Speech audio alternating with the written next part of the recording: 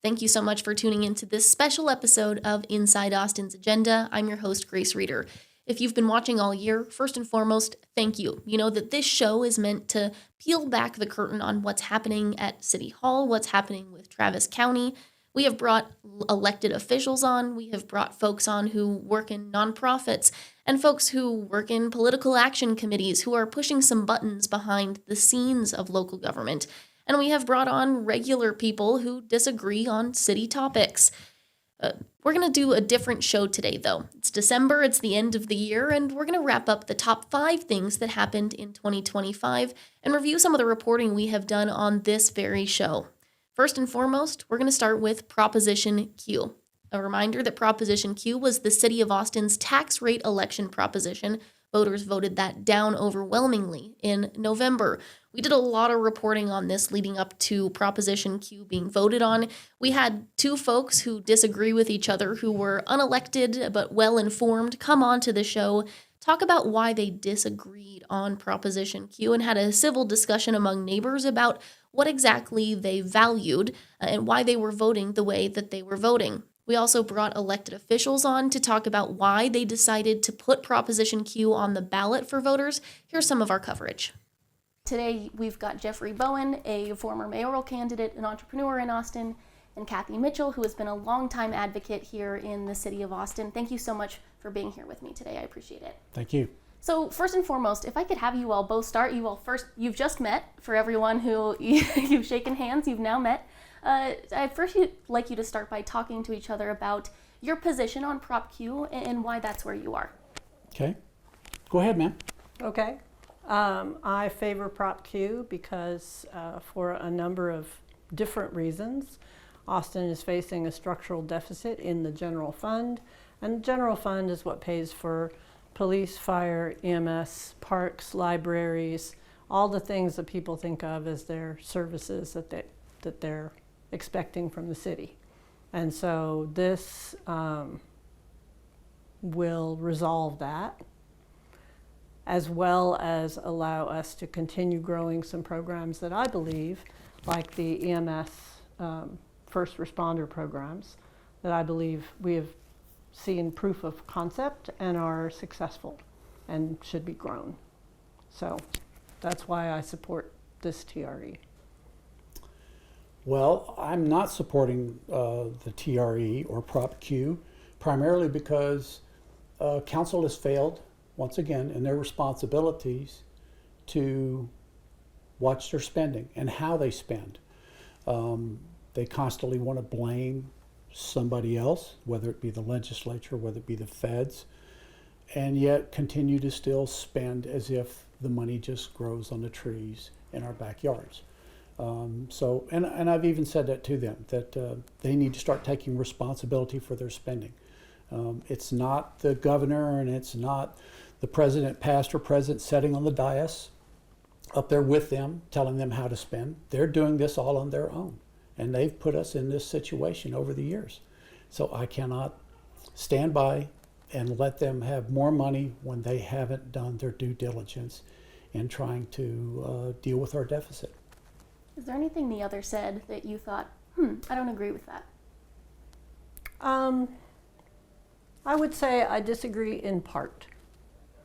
I believe that indeed there are some expenses that the city has taken on for me, and I was very clear on this last year. The police contract was one we could not afford. We needed a police contract, but that one cost too much. And it is very much part of the structural deficit that we now face. So yes, in my view, has council made some decisions that I wish we could unravel? Sure. I also believe that there is a new set of issues related to the state and federal funds. So the example that I like to use, because it's so familiar to everybody, the federal government cut a lot of NGO grants this spring. It took a minute for that to roll forward, but one of those grants was Meals on Wheels. So Meals on Wheels joined the coalition that I have been part of for the past few years, the community investment budget, and said, we're going to have a big problem. And we asked the city to pick that up. Meals on Wheels is something that our seniors rely on to stay in their homes. And the city said, yes, we will pick that up. So I think, yes, has the city bought some things it couldn't afford? Sure. Is the city also facing some new gaps in funding that it didn't and couldn't predict? Yes.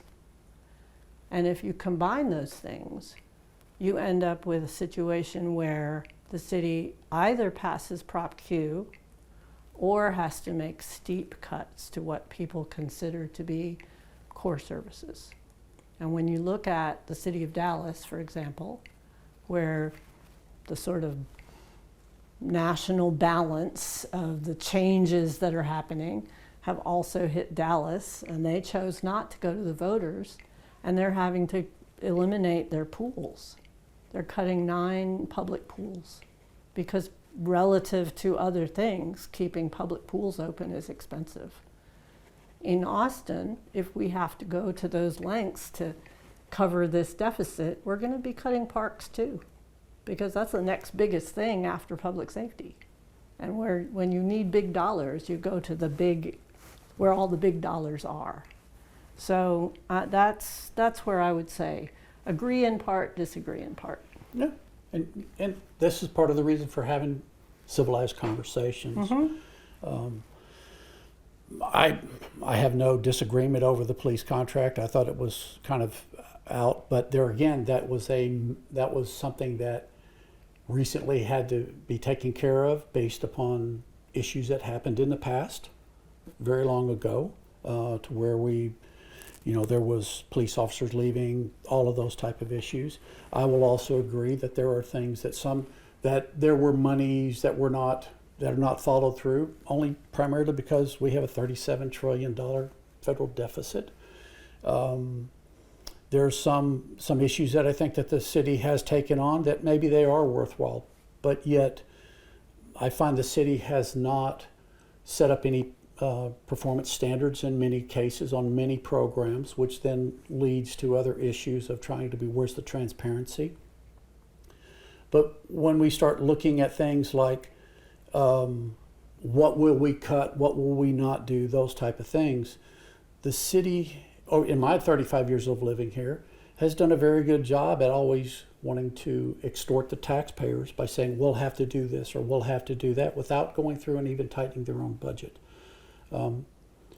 You're probably more than aware that we have a $700 million deferred maintenance for our own city parks, which I find that to be reprehensible in the fact that we talk about our parks, yet we continue to push and kick this can down the road.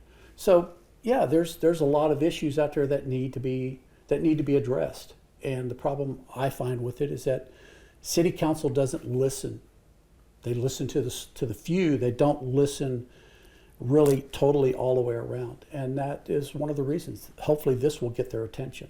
And coming in at number 2, you can't talk about Proposition Q without talking about the City of Austin's budget. This should be in the city top 5 most important things done every year. The budget is the city's guiding document for how they're going to spend your taxpayer dollars. I've been in this beat for 5 years and never had to cover a budget twice in 1 year, but that's what happened this year, so that's why we're putting it at number 2. A reminder about how this worked. Earlier this summer, the city manager proposed his base proposal budget, and then city council members worked from that, edited it, and eventually in the fall, they approved a budget that hinged on Prop Q passing. Because Prop Q failed, they had to go back and revisit that budget. We did a lot of coverage of that initial budget process, including talking to the city manager before his budget was released. We then talked to many city council members and the mayor during that budget process, and we again revisited conversations with those folks during the second budget process. Here's some of those conversations. Let's talk about the budget process. For folks who haven't followed along previously, talk about how this is going to work moving forward. Sure. So we get a draft budget around the middle of July from the city. And from that starts a fairly rapid process over a period of weeks to try and work through where our priorities are, how do we overcome shortfalls, what kind of shortfalls are we looking at, what are the tools we've got at our disposal to address those shortfalls, whether they're cuts, whether they're tax rate elections, whether they're other tools. And we're dealing with a council that, my understanding, for the last probably 8+ years was was in a good position where they typically had surpluses. And now we're in a place that's the exact opposite, and so might have a very different mentality going in this, which is to say, again, how do we make the best of what's going to be a very challenging and complex situation? We've always been a place of plenty and been able to do what we want to do and be able to have a little extra to supplement here and there, and we don't have that anymore. So either we're going to have to ask the public to help out some more, which is tough, and we recognize that, or we're going to have to really tighten our belts and say, you know, these things that you expect of us, we can't do. And so I think it's going to be really helpful for us to have people think hard about, what do you expect? What do you want out of your city? And then what's that going to cost? And are you willing to pay for it? Or should we think about this a little differently? Coming in at number 3, should the city of Austin put parks, green spaces, and massive caps and stitches over TxDOT's I-35 expansion project? That was a huge discussion earlier this year, and ultimately, city council members decided that they were going to commit more than $100 million to put caps and stitches over that project for the initial phases. They ultimately decided that they were going to put 3 caps, one at Cesar Chavez to 4th Street, the other from 4th to 7th, the other from 11th to 12th, and 2 stitches in North Austin. Now, what are caps and stitches? Caps are essentially, and you can see them in other parts of the country, huge coverings over the highway. And those are the ones that are big enough that the city may put parks, even buildings on top of that cap. It would connect East and West Austin. The stitches are a little bit thinner, but it would still be a connection point across the highway. There would be things like biking routes, walking routes, etc. That conversation is still happening now as to exactly what those are going to look like, but there was a lot of discussion going into that initial funding phase about whether or not the city could afford it and how. Here's some of that discussion. Let's back way up for folks who have not been following. We were talking every day last week about cap and stitch. Yeah. Explain first for folks who are not following along what cap and stitch is. Yeah, so this is something that really we've been working on for years.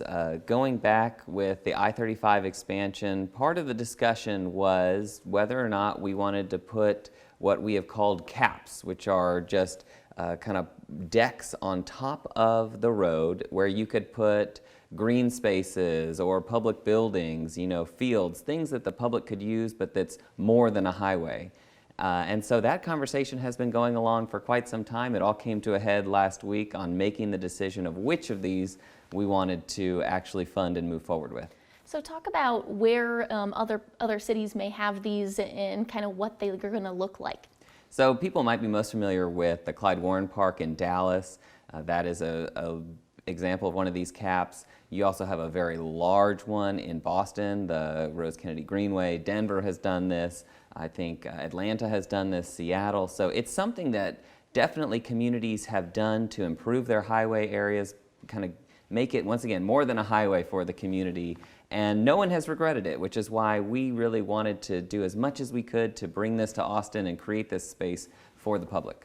So I want to be really clear for folks, because one of the confusions I heard was this highway expansion in the first place is not an Austin project, it's a TxDOT project. This is Austin's response to that. So walk through what TxDOT is doing and why this is different than that. That's right. So TxDOT is the one who's in charge of the I-35 expansion, and part of that is dropping the highway, kind of sinking it into the ground and creating this opportunity to potentially put these caps on it. But TxDOT is not funding, or just, it was not for them to put it on the top, and that's what they decided. We would have loved for them to pay for it, sure. But they said our job is to expand the highway. If you guys want to put something more on it, then that's up to you. So TxDOT is doing that. The upper deck is coming down between 15th and Airport, and this whole highway is going to be sunken, which is going to be in and of itself an improvement to what we have right now. But the question for us was, do we want to do more? Do we want to better connect East and West? especially in the downtown area where you have had a highway that has really divided a city for almost a century along economic and racial lines. And so we wanted to try to do the opposite, bring our communities together through these public spaces. So this is going to go in stages. This is not the last time that you all are going to have to talk about committing funding to TxDOT. Walk me through the stages you all have. Yes, unfortunately this is just the first part of a very long discussion, but what you have to decide first and foremost is which of these sections do you want to cap, and what you have to fund is what's called the roadway elements. Think of those, the walls, the columns, the things that are going to support the caps. So that was the decision we had to make last week, is which of these areas did we want to cap and had to commit to those roadway elements. And what was really different about this decision than most decisions we make is there's no going back. Once they build a column, we can't come back 30 years from now and say, oh, we want to make that one bigger or put another one here. It is now or not again for 60 to 100 years. And that's really daunting. That's a big job for us to decide the next 100 years of this highway. But that was the decision we made last week. Now, next year, we're going to decide which of these caps do we actually want to fund. And I don't think we're going to do them all at once. They are very expensive. But we can start delivering this amenity to the public in stages, and I think that's what we're going to do. During the 4th of July weekend, we also saw devastating floods here in central Texas, not only in Kerr County and other surrounding counties, but right here in Travis County, which meant that Travis County Judge Andy Brown was at the forefront of that emergency here in our viewing area. We brought Travis County Judge Andy Brown on to talk about some of the misinformation that was going around, his role in that event, and also what's going to happen moving forward. Let's talk about Travis County's response kind of initially when these floods happened. You and I were both out there together, but I want people to understand because there's been a lot of misinformation about this. You all put together a timeline of everything that you all did, starting on July 4th to weeks out. Can you kind of walk through, from your perspective, what it is that you were doing while you were on the ground and out there? Yeah, the thing that I'm very pleased about in those first few hours is, one, even before it happened, we sent a Starflight helicopter to Kerr County to help there. My understanding is it was the first helicopter on site and actually helped pull people out of the river there.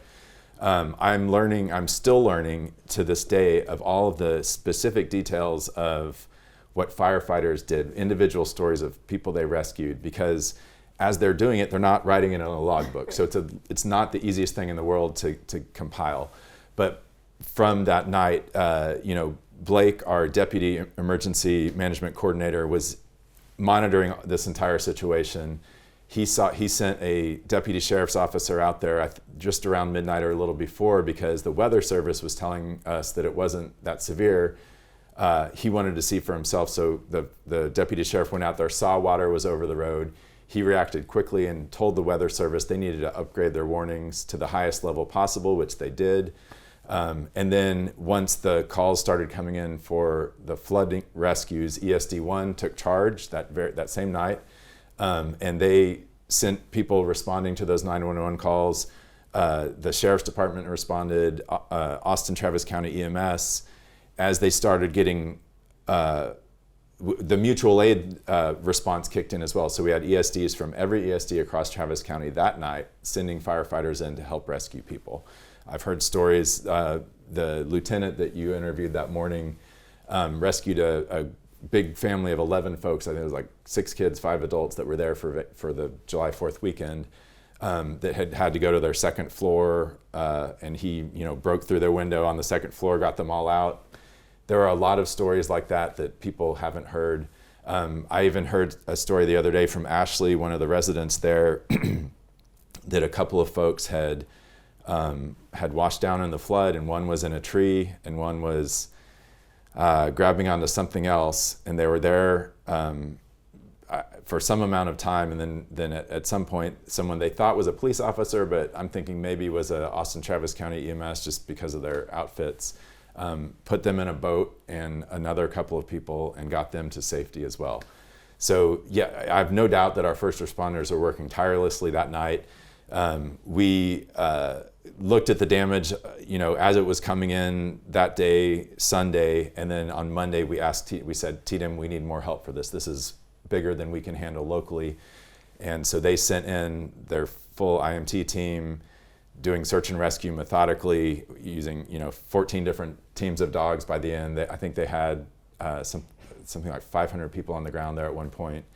So it was a big effort, and if you live out there, it's sparsely populated, so there are definitely people who did not firsthand see a first responder or did not see a dog team coming. And that's understandable because there's 14 miles of creek for both of these creeks. So I don't fault people who feel like they didn't see anybody and had questions about that, but I know for a fact that these first responders risked their lives to save, I think they did 50 rescues, I think is the official number. They're telling me 50 folks. And then the TDEM response team, the Travis County response team, Health and Human Services was there that first day, that Sunday that we were there at the church. HEB has been an amazing savior in all this. Texas is FEMA. Absolutely, they're just wonderful. And TDEM, I got to say, I've got political differences with a lot of things at the state of Texas, but TDEM is one thing that I'm so thankful for. And they were there. I was talking to them on Saturday, and they came when we asked them to come. How, moving forward, you had talked to, when you were in front of state lawmakers, you said, well, we can do a better job communicating then to these people of what we are doing and when. Moving forward, how can you all do that to make sure that these impacted communities do know that you're there? Yeah, I think there's several ways, and some, seem almost silly at this point, but like Travis County workers weren't wearing shirts that said Travis County. We didn't have a vehicle out there that clearly said Travis County. All these debris trucks that we were paying for had private vendors on them, and so people didn't know that was Travis County.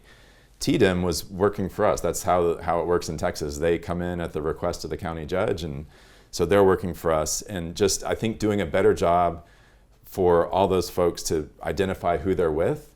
But I also think we need to have better comms just to the neighborhood. I think did a fine job of sending out press releases, talking to you and others. But I think more figuring out ways to talk to a community on the ground that maybe isn't watching normal media channels or the social media, things like that. I think we'll do more of that next time.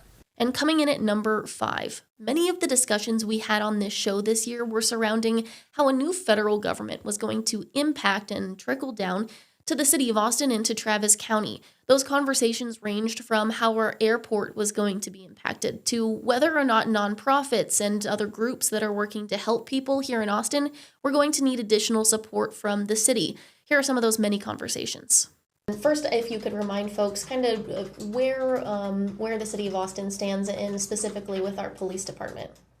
Yeah, well, what we know with ICE activity in the area, to me, was really important just to emphasize what our chief of police mentioned, is that our local police officers are not responsible for federal civil immigration. And that was an important message for me to share out. And it's one that I continue to talk about because there's a lot of fear right now in our immigrant community.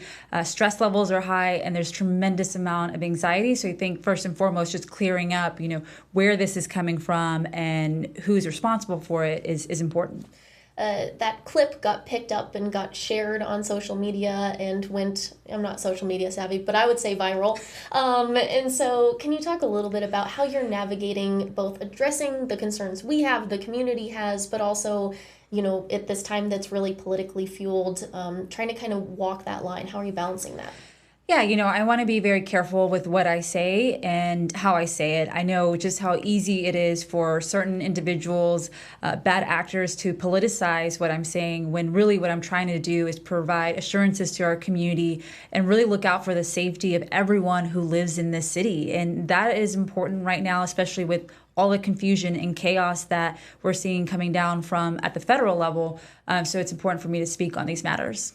A significant year here in the city of Austin. If you all watched the show this year, we really appreciate your time. Thank you so much for watching, and we hope to see you again on Inside Austin's Agenda next year, peeling back the curtain on local government. For now, I'm Grace Reader. Thanks for watching.